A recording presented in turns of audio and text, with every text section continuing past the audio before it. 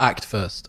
Okay. You have to lead with action, because if you are someone that deals with a crippling sense of insufficiency, your ability to discount any good thoughts you have in your mind is going to be so strong. If you try and lead with positivity first, I need to think it, wish it, believe it, and I will achieve it, your set point of negativity is going to just crush that into the ground. I'm speaking from personal experience, right? As the guy that was chronically unconfident and still has, the imposter syndrome that does creep in.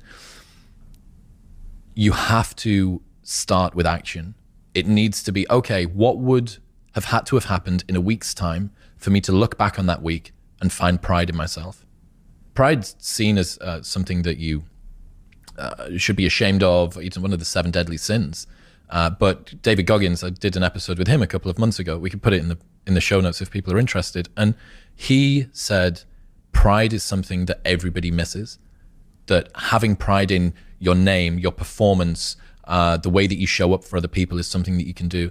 But you need to do something that is worthy of being prideful about, right? What would have had to have happened in a week for you to look back on that week with pride?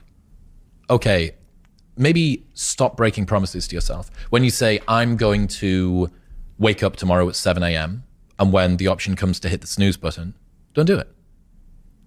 There's one win that you've got for the day. That's action, right? And it is just, it's trite to say the Peterson clean your room thing, but the reason that works is that you start with the smallest ever step and you expand out from that. You want to become a writer. You want to leave your job and become a writer. Okay, can you commit to writing 1 blog post on Substack per week for the next 3 weeks? That would make you feel like less of a loser if you did that. Action has to come first if you're the sort of person who is chronically unconfident, because you will drag your sense of identity behind you. Mark Manson says that identity lags behind our status by about 1 to 2 years. So for both me and you, in 2 years' time, we'll go, I understand why I was in LA that day, and look back. Start with action and make small promises to yourself that you don't break. If you had a friend and every single time that you and your friend decided that you were going to go out for dinner, that friend either showed up 2 hours late or didn't show up at all, you would stop trusting that person. That is the relationship that you have with yourself. You need to be able to trust your own word.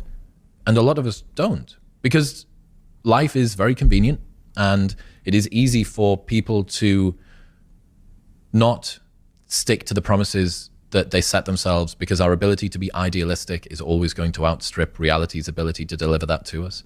As soon as you posit an ideal, you then begin to compare yourself to that ideal. And true hell is when the person that you are meets the person that you could have been.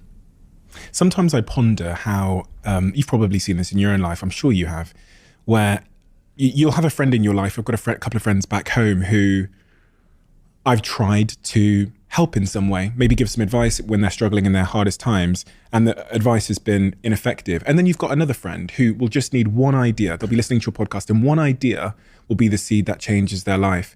I often think that I overestimate the power of words, because everything you've said there makes perfect sense. Mm-hmm. But we both know that 95%, maybe more, of people that have just received that, it will not convert into any kind of behavior.